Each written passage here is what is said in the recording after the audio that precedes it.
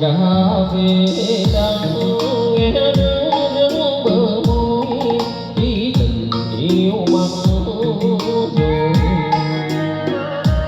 riêng ta đôi chân một mình nơi đây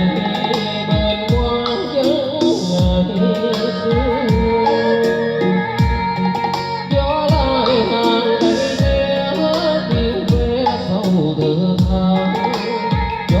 lòng nhớ nhiều người xưa em ơi bây giờ đó hạ buồn năm ấy cơn phố vắng chiều mưa ta gặp nhau chuông này những từ kiếp nào đời đã sẽ duyên